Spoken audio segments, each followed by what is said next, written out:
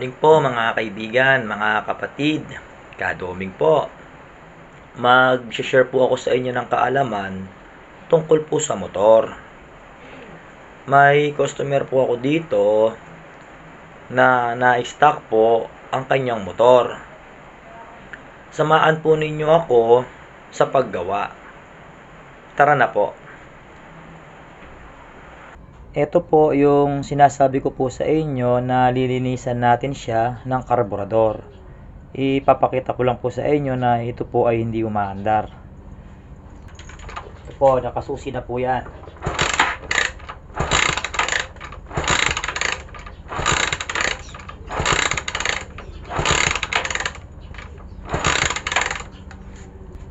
Ayaw pong mag-start. Na-stop po kasi ito kaya pinapaandar na po ngayon ng may-ari. Ito po ang kanyang fuel line o yung kanyang gas pipe. Yan po. Ipinadaan ko po muna dito kasi ano po yung tangke parang marumi o may kalawang, kaya hindi ko po muna siya dinirect sa tangke. Pinadaan ko po muna siya ng hose. Meron naman pong kuryente ang motor na ito. Ipapakita ko po sa inyo po na may kuryente po ito. Lapit ko pa po. Ito ko po sa inyo Kasi ko po muna yung sikwa ko. Alisin po muna natin ang kanyang spark plug para pag tinadyakan ko po magaan lang po. Alisin ko po muna itong spark plug.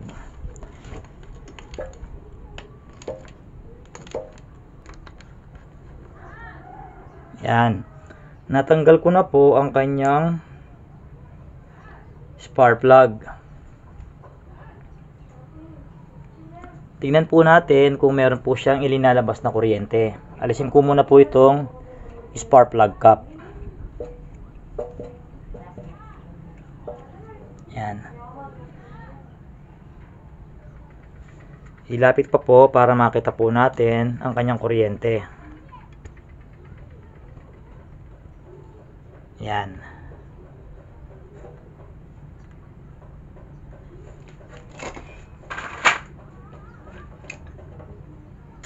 Tingnan po natin, Ito po, tadyakan ko na po.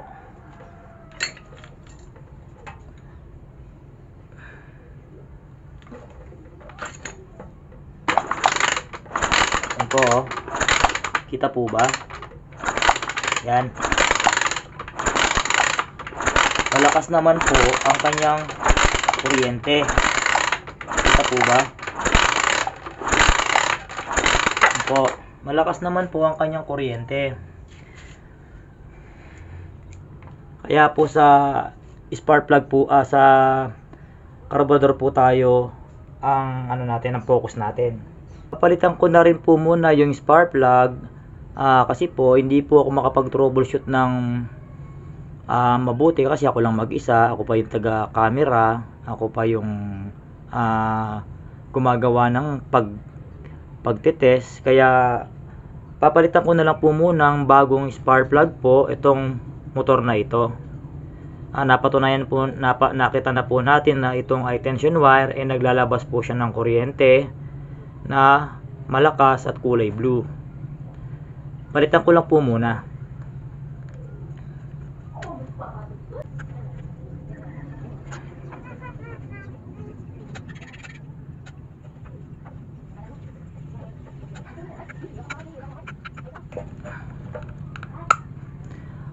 Bago ko po linisin yung carburetor, papaanda rin po muna natin ito, testingin natin.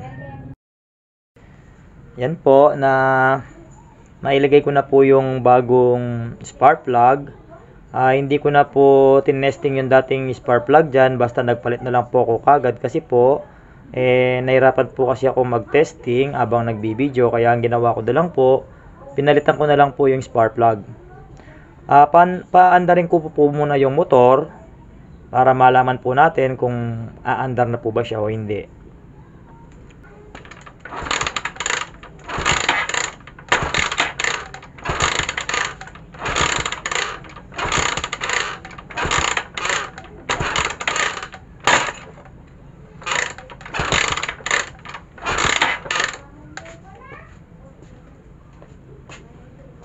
ayaw po talaga niyang umandar, kaya tutuloy na po tayo dun sa paglilinis po ng karburador. Kuha lang po akong blow dust gun, yung panghangin po, para malinisan na po natin tong kanyang karburador. Kakalasin na po natin ang karburador para po malinisan ko na po.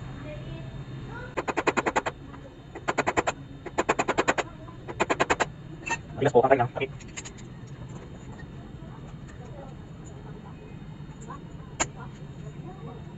Bilas po. Yun, ala.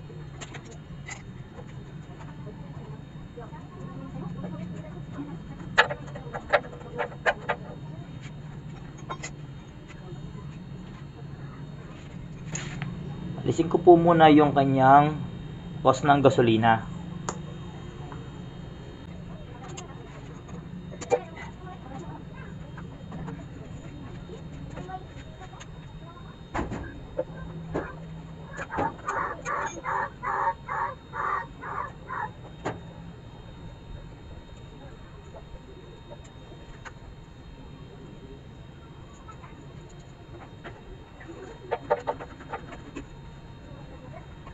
Po, tinanggal ko po yung kanyang air cleaner na parang hose ko po, kasi alam ang pangalan nito eh.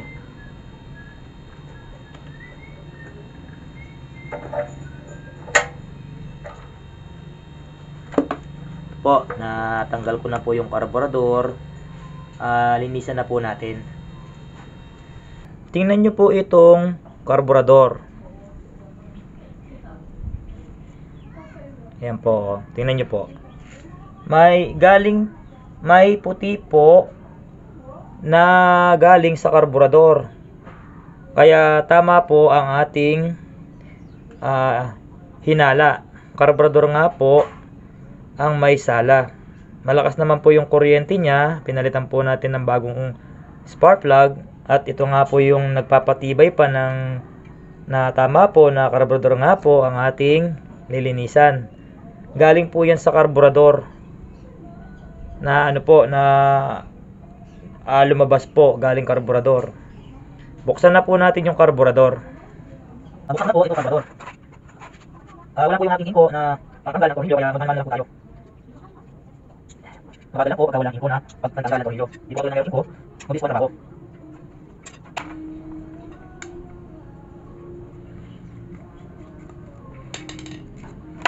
Sabi ko nga po kanina, ito pong motor na ito ay na-stock.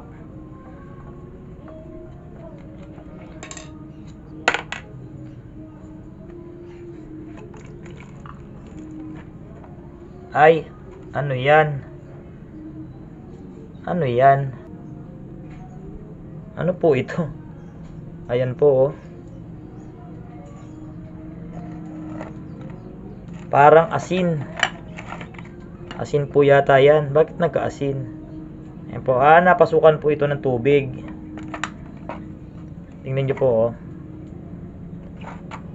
Tingnan nyo po yung sa loob po ng karburador. Puti rin po. Parang gatas. Ayan oh. Linisin na po natin yung karburador.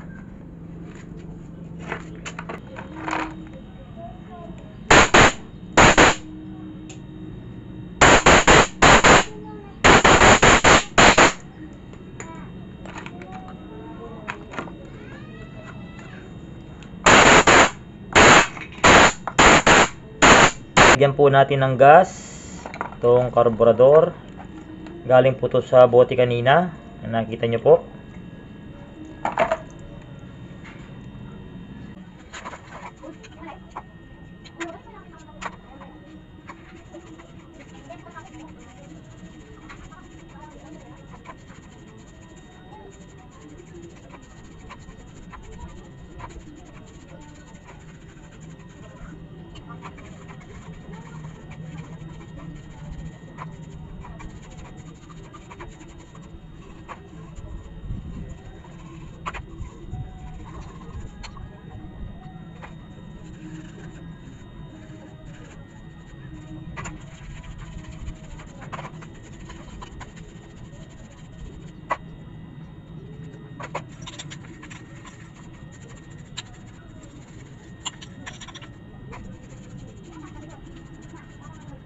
Kuha tayong gas.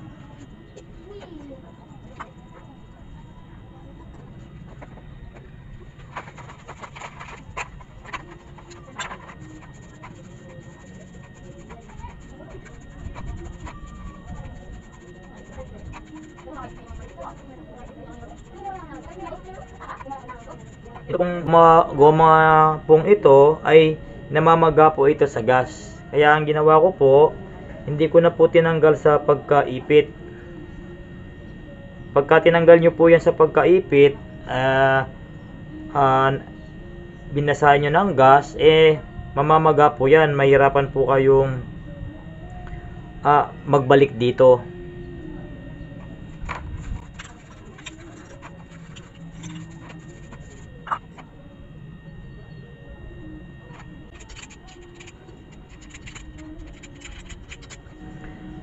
Tanggalin din po natin itong mga, hindi ko lang po alam kung ano pong tawag dito. Ito po, tatanggalin po ito.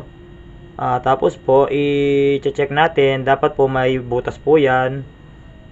Dapat po yung butas niyan mayroong ka makikitang liwanag dyan para katunayan nun na walang barado. Sisilipin ko tong butas na to, maliit lang to. Dapat pag sinilip mo yan, meron kang makikitang liwanag.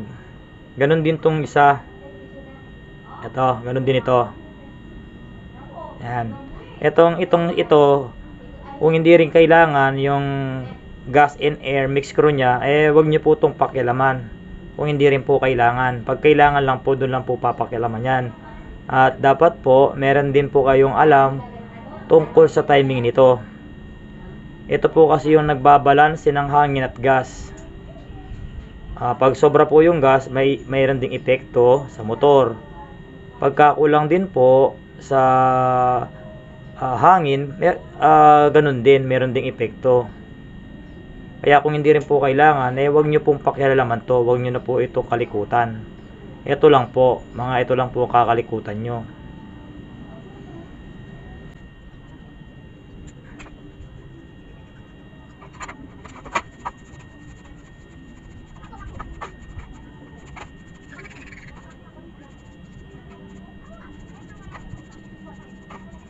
Buat tayo ng gas.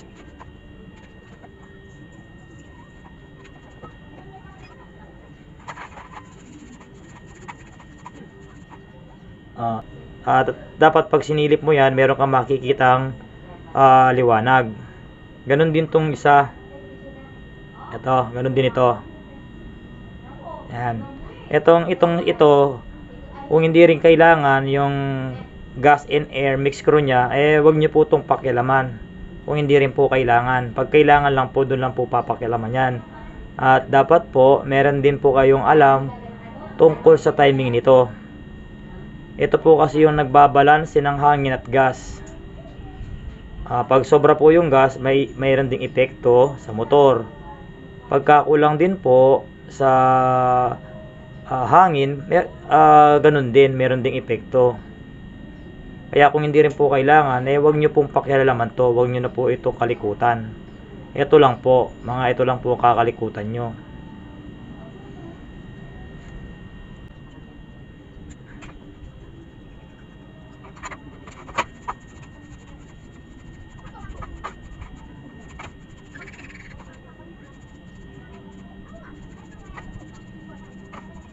Buat tayo ng gas.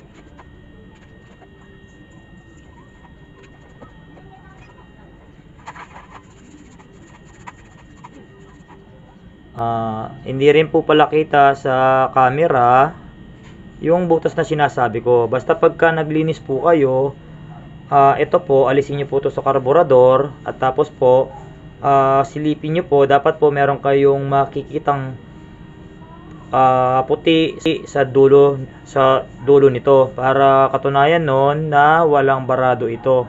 Pag sinilip nyo to at wala kayong nakitang liwanag sa dulo dito o kaya dito, basta dulo, kung dito mo siya sinilip, dapat dito may puti kang makikita.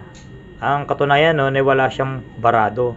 Pero pagka halimbawa wala kang nakikitang liwanag, ang ibig sabihin nun ay barado po ang pipe na ito. O itong, hindi ko kasi po alam, pasensya na po kayo, hindi ko po alam kung ano kasi tawag dito eh. Ito po. Hindi ko na po ipapakita sa inyo. Sisilipin ko na lang po ito. At hindi ko na po may papakita sa inyo yung butas. Ayun nga po, hindi ko na nga po pinakita sa inyo. Ito po ay walang liwanag ang dulo. O hindi po katulad ngayon, kita po. Kanina po na hindi ko po yata naipakita sa inyo pero nung tiningnan ko po ito, wala rin po itong liwanag na gaya niyan. Ayan, ganyan po. Ayan, wala pong liwanag na ganyan kanina. Nung inisprayan ko po ng hangin, lumabas po yung puti na parang gatas. Ayun po, pagkatapos ko pong inispray, ito na po ang nangyari. Ayan po, nagkaliwanag. Ayan po yung ibig po sabihin sa inyo. Dapat po ganyan. Ganun din po dun sa isa. Mas maliit po ang butas nun. Hindi po ganyang kalaki. Linisin ko na rin po yung isa.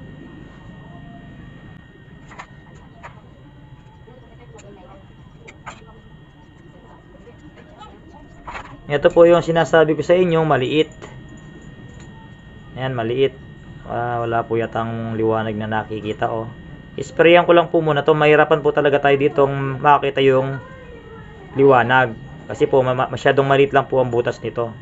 Hindi ko na din po ipapakita, isprayan ko na lang po. Ito na po yung aking ayun po, kita po kita po pala yung butas. Yan po, may liwanag po Kanina po wala po kayong makikitang liwanag niyang kanina. Barado rin po ito kanina. Pero hindi po gatas ang lumabas, kung hindi po dumi lang. Ayan po, kita po pala ayan may liwanag po dun sa baba. Ayan, ganyan po dapat. Pag halimbawa po kayo po yung naglinis, hindi po ganyan yung nangyari, kalikutan nyo po ng hibla ng wire. Pag halimbawa po hindi po nakuha sa hangin, hinanginan ninyo, pero hindi lumitaw yung liwanag sa dulo, o katulad nya may nakikita kang liwanag, dapat po ganyan. Ibig sabihin po nyan, wala na po yung barado. Okay na po tayo dito.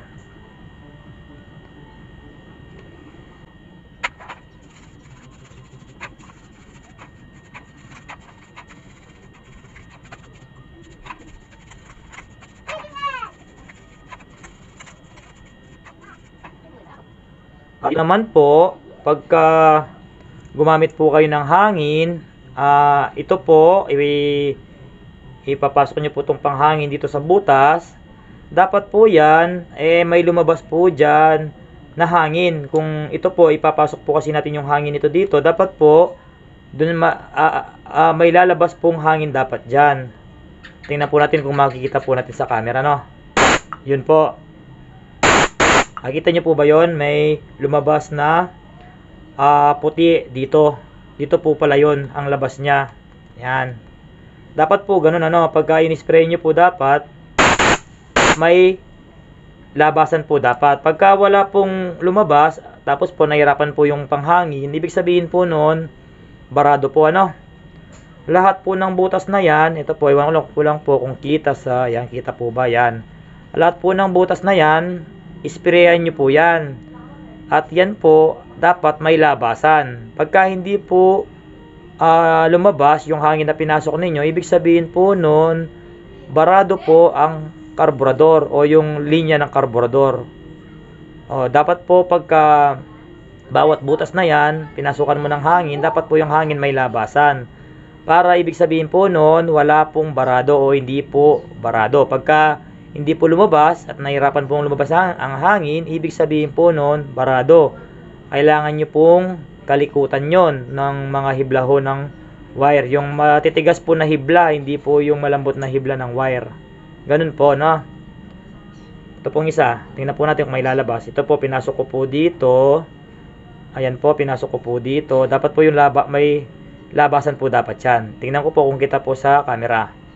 Ayan po. May lumabas po na puti. Dapat po ganun. Ibig sabihin po nun, hindi po barado ang linyang ito. Dito po tayo sa kabila. Dito po. Ayun po. Dito po natin pa ipapasok ang hangin. Parehas po ng dati. Dapat po may makita po tayong lalabas. Kahit puti po. Yun po yung hangin na may kasamang gas. Tingnan po natin ha. Pipiting ko na po. Yun. No? Dapat po. Ganun po. Isprayan nyo po yung bawat butas. Dapat po lalabas po dun sa butas na yun yung hangin na pinasok ninyo. Pagka hindi po lumabas, ang ibig sabihin po noon ay barado.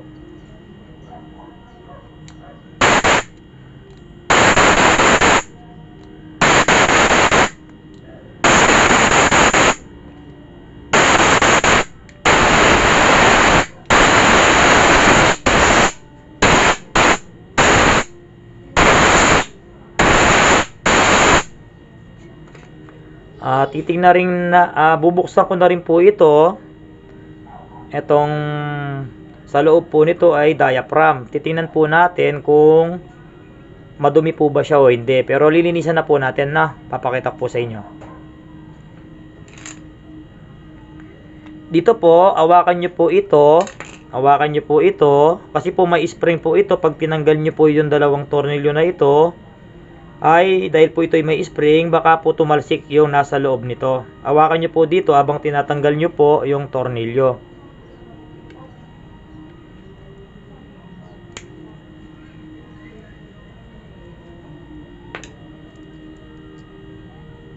Dito po, hawakan nyo na po ngayon. Kasi po, kanina po, may tornilyo pa po kasing isa. Kaya, kahit hindi ko po hawakan, ay pwede pa. Ngayon po, ito na lang ang tornilyo niyang natitira. Dapat na po siyang hawakan.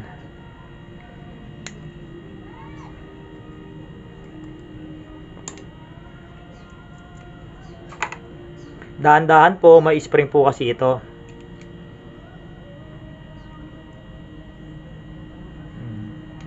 At yung dito po na goma, ay huwag nyo rin pong kakalimutan yan ibalik. Kailangan po maibalik din po yan. Importante rin po yan. Lilinisin na rin po natin.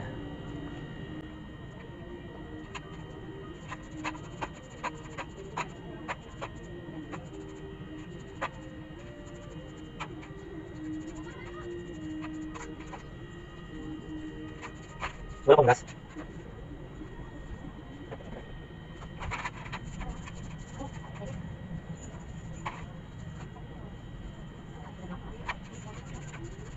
Ganun din po dito, may makikita po kayong butas. Ito po, ayan po, may butas po yan.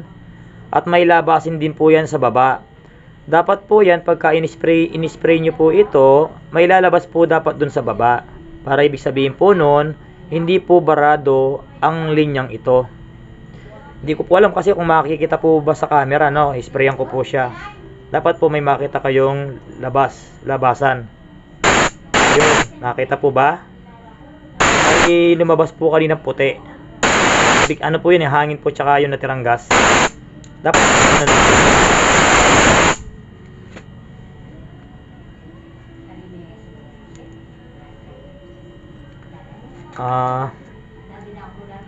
linisin na rin po natin ito.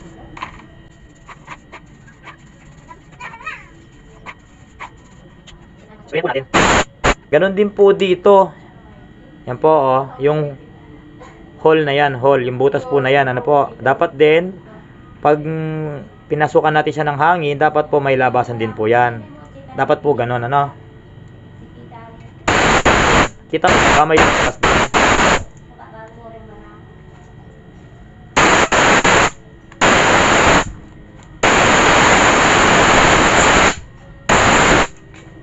Yan.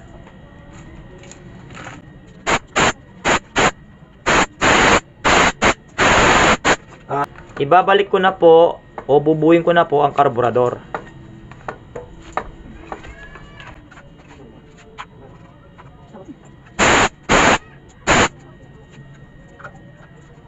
Una po yung goma sa kabalik ko na. Sunod po natin yung spring. At naman po, dapat po yung butas na to, yan. Itapat nyo po yan dito. Diyan po, sa may goma na yan. Diyan nyo, ipagtapat nyo po sila, no?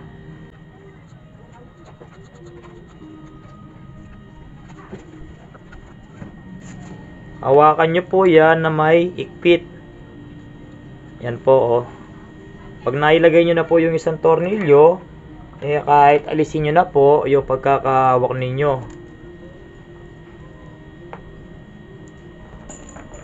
Yan po.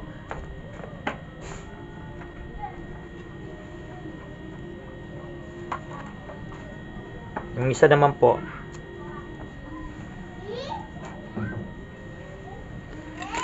Ang pag-ikpit po nito ay dapat po ay balance rin po, no? Hindi po pwedeng maikpit po yung isa tapos yung isa po ay hindi. Balansin nyo na po. Yung tamang ikpit lang po, no? Wag naman po yung sobrang ikpit. Nakakasira po yun. Yan, pwede na po yan.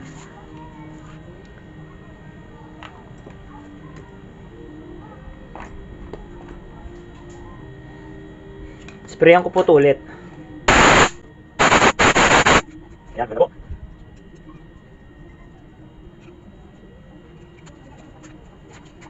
Tamang ikpit lang din po, no? Isunod na po natin ito, itong isa. Nisprayan ko na po ito kanina eh. Ulitin ko.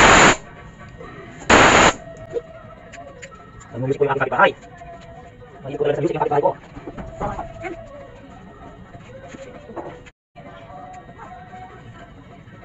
Yan. Naikpitan ko na po yung dalawa.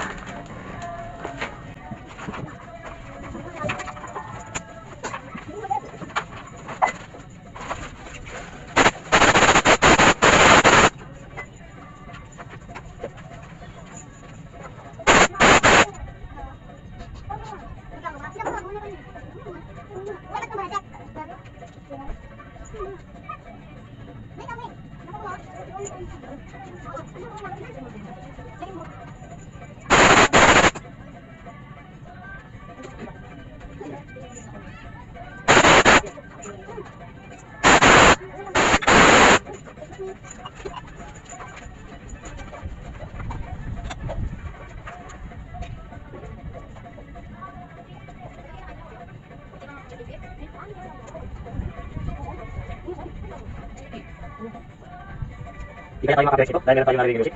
Music po yung aking kapitbahay, yung aking hinahanap kapitbahay.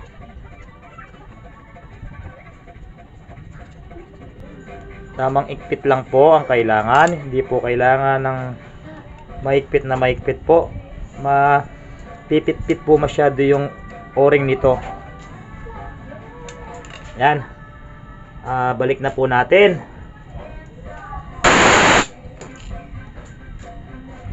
Ibabalik ko na po ang kanyang karburador. Sa pagbalik po, meron po kayong makikitang ito. Yan, may makikita kayong guhit. Guhit po, no? Para dito po yan, no? Yung makikita yung umbok na yan, sa loob niyan, merong nakalabas na pin. Para dito po yan, para hindi po umikot yung kanyang piston. Sa kabila naman po, may makikita naman po kayong parang ganyan din. Yan, hindi ko alam kung anong tawag dyan. Dyan naman nakalagay yung minor. Yung minor nya dito. Dito yan, dapat dito nakaharap yan. Yan, dito. Sa loob nyan, mayroon nakapasok doon na pin sa loob. Dito ang tama niyan, dito. Para pagka, halimbawa, mababa yung minor mo, o kaya gusto mong babaan yung minor, ito, ikot mo ito. Sa idle to, sa idle. Yan. Basta itong ano na to, may makikita kayong pin sa loob. Dito ang ano nun.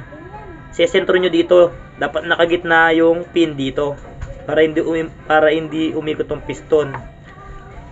Pupunasan ko na rin pala itong kanyang karayom dahil may puti. Marumi. Pupunasan ko na lang yan. Pupunasan ko siya.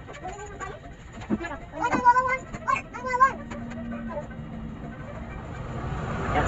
Pasok ko na yung sa minor, sa idle. Dito yan. Nakaganyan dapat. Yan. Yan. Ito oh. Dapat sa Yung pin sa loob, dapat nakagitna yun dito sa ukang ito. Yan.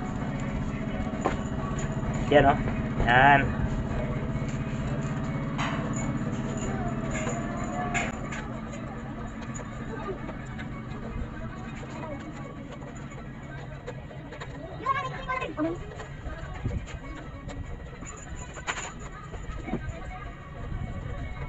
Yan, tatambalin natin. Yan, tatambalin natin. Ay, lagay ko pala muna ito. Os. Dito po isasalpak ang os na to. Yan. Ibalik na po natin yung kanyang tornilyo. Ikpitan ko na po yung nuts. Tamang ikpit lang po dapat. Di po kailangan ng maikpit na maikpit. Yung tama lang po. Yan. Subukan na po natin. Ito po yung os. Yun po, oh.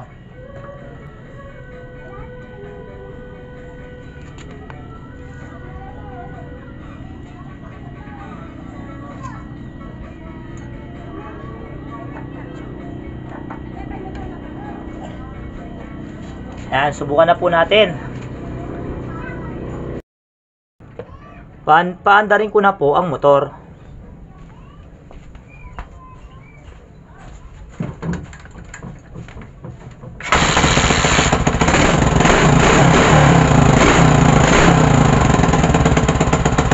Yan po. Umandar na po. Maingay lang po ang kanyang butso. Baka hindi pa po ito mahigpit o kaya kailangan po ng exhaust gasket. Lalagyan ko na lang po. Yan. Pinatay ko lang po at papandarin ko na lang po ulit. Ito po. Papandarin ko po ulit. Yan. Mataas lang po ang kanyang minor. Bababaan ko na lang po.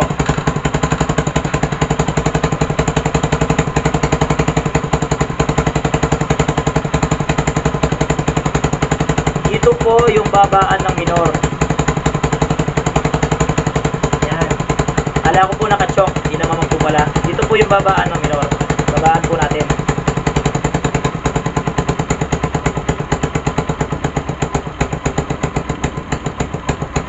Yan. Yan, okay na po yan. Ayos na po. Ganun nga lang at ganun nga po ang ginawa kong pag-aayos sa motor. Kung nagustuhan nyo po ang aking ginawang videos, huwag nyo pong kalimutan na mag-subscribe po, mag-like po at mag-share na rin. May dalawang shoutout lang po ako. Shoutout po kay Matmat Malyari at kay Polinar Gerson o Gerson Polinar. Yun lang po. Thank you po sa panonood.